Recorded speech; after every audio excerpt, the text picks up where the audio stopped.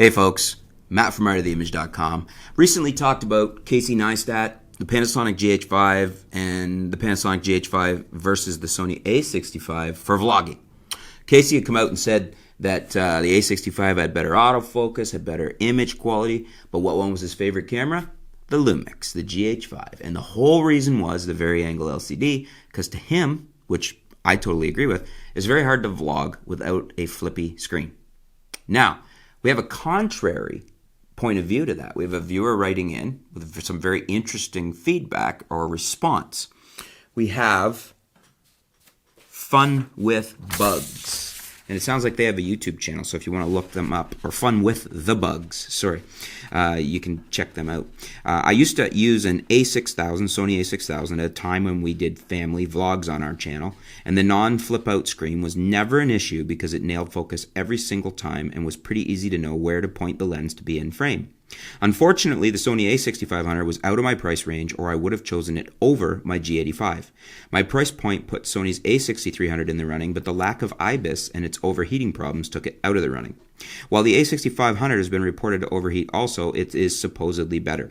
I would definitely choose the A6500 over the GH5, and if the screen is the only reason why people aren't choosing it, then it pretty much sums up which is the better camera.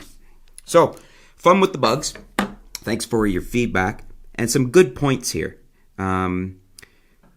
My counter to your point about where you say it was pretty easy to know where to point the lens to be in the frame, I don't think so. I'm kind of picky about that. When I'm holding a camera and shooting a handheld vlog, you know, vlogging style, Casey Neistat style, like that, I like to be positioned where I want to be positioned. And I don't like to shoot blind. I don't like to be holding it here wondering if I've got my head in the top corner of the frame or down in the bottom middle, or, you know, I just don't have myself where I want to be in the frame. And without being able to see that flip around screen, I don't know. If I want to bring in other context, other things, if I want to bring in scenery or something, an item or a car or whatever that I'm around, I want to show it. It's very hard to frame it and myself without being able to see in the screen what it looks like. So to me, that is huge, and I don't consider just knowing that the autofocus is good being okay, because I still don't know where I am in the frame. That's every bit as much to me. Actually, knowing the autofocus is nailed is less significant. It's important, but I need to know more significantly where I am in the frame to compose my shot when I'm doing a vlog or a vlog style video, handheld video like that. So to me, that's huge.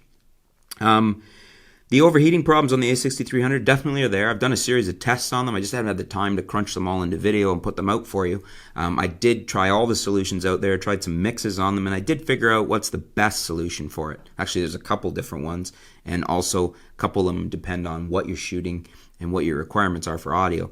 In any case, having IBIS, definitely a lot of people like that when you're vlogging. I don't do a lot of vlogging. If I did, I'd probably be more interested in the IBIS. Ironically, I shoot with the G85. You're watching me with that right now, and it has IBIS and it works very well.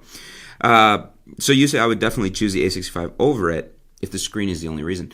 I do think you could add an external screen, especially on a cage, but now you're getting into more weight and it takes more time to set up and break down, whereas a screen that just flips out is just so much faster and more usable.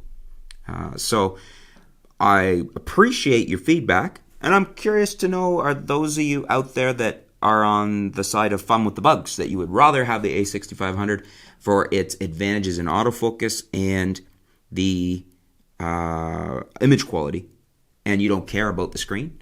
See, to me, the screen, that's huge, and I totally agree with Casey on that, but I want to hear from some of you that disagree, that are on the side with Fun with the Bugs. And for those of you that agree with me, let's continue the discussion. Leave your comments down below. Thank you very much for your feedback, Fun with the Bugs. I'm going to check your channel out, and I encourage everybody else to as well. And thanks for tuning in. Stay tuned. We'll be back soon here at artoftheimage.com.